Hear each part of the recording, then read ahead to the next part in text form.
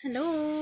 Maulang umaga sa inyong lahat. So, it's been ilang araw na rin na nag-uulan ngayon at hindi maganda ang panahon. Pero praise God pa rin kasi kahit papano, pinoprotektahan pa din tayo ni Lord.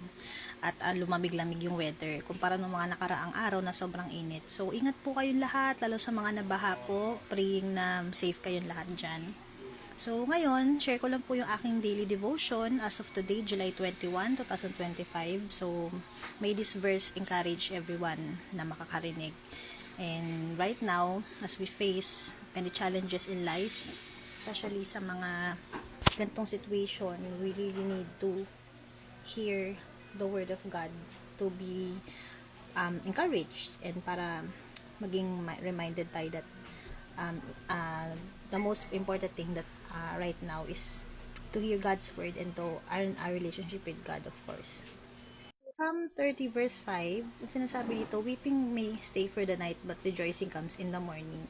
So, ang Psalm 30, it's all about David giving praise and thanksgiving to the Lord after the Lord has rescued him from his pursuers, from his enemies, healing din sa kanya physically, emotionally, mentally, 'di ba? And most of all spiritually after he had committed nag-backslide siya or parang nag-commit siya ng malaking sin kay Lord. So healing spiritually and most of all yung protection din ni God sa kanya, yung kanyang redemption. Parang encourage niyo those people to keep on praising the Lord in spite of all the difficult circumstances that they are facing. Parang panghihimok din to na to trust God no matter what happens. So, kung sa pinaka nag-strike or pinaka nag-impact na verse sa akin dyan, ito. Iba-iba kasi yung versions niyan. So, sa New International Version ng Bible, sinasabi dyan, ito, weeping may stay for the night, but rejoicing comes in the morning. Yung malalim, parang, ano matawag doon? Matalinhaga eh.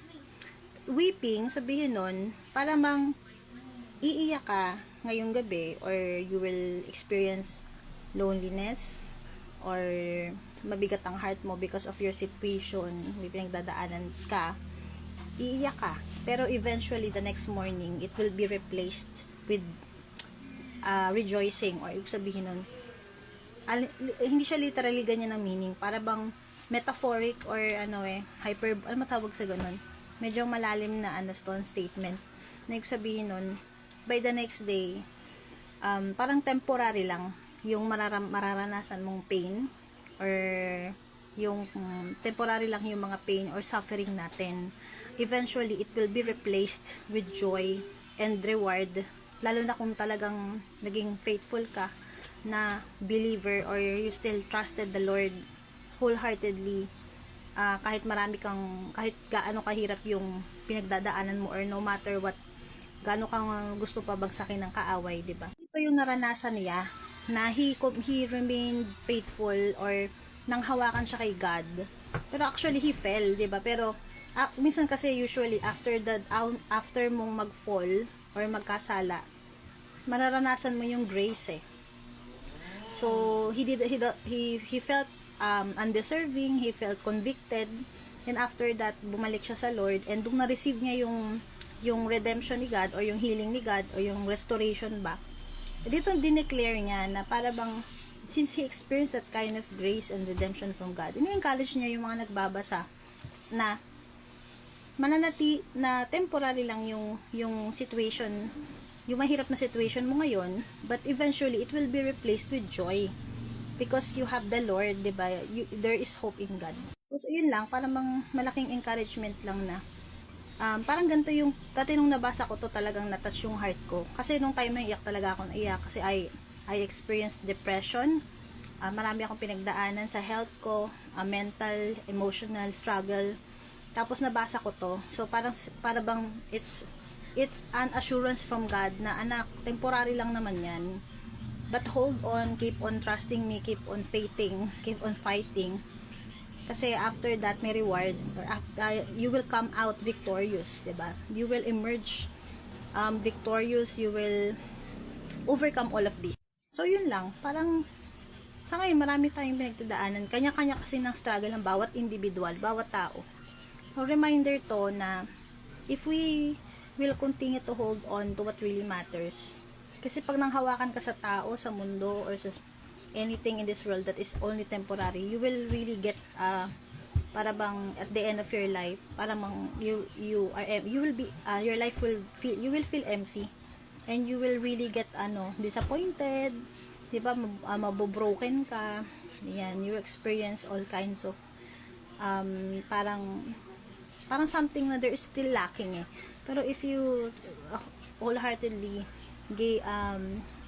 surrender your life to Christ, talagang there is always hope, there is always joy, peace that can never be compensated by anything in this world, 'di ba? So ayun, parang reminder din, encouragement to all of us, lalo ngayon sa mga panahon ngayon. Kasi parang maraming taong nalulumbay dahil yung panahon na ganito, parang pag malamig yung weather, ulan na ulan, parang nasa bahay ka lang. Maraming nagkakaroon ng anxiety, parang nagkakaroon ng nakukubkub ng negative thoughts.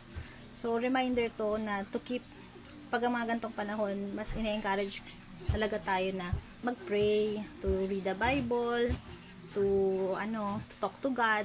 Kasi, minsan ginagamit ni God yung mga gantong situation. Parang it's a gentle tap on the shoulder na sinasabi ni Lord na, uy, magkaroon ka naman ng time sa akin, na andito naman ako, yung gano'n. Kasi sa kabisihan ng tao, talaga nawawala ng time kay Lord. Kaya minsan si Lord nang gumagawa ng way, 'di ba? Parang grace din niya na even yung mga situation na you don't parang hindi mo akalain mangyayari to, unexpected, pero lahat pala yun may purpose eh. May lesson, ganyan, and especially lalo ang purpose nun is to us to draw to God, 'di ba, na lumapit ka kay Lord. So, yun lang. Sana nakatulong and naka-encourage. Keep safe, everyone. Stay dry. God bless you all. Bye.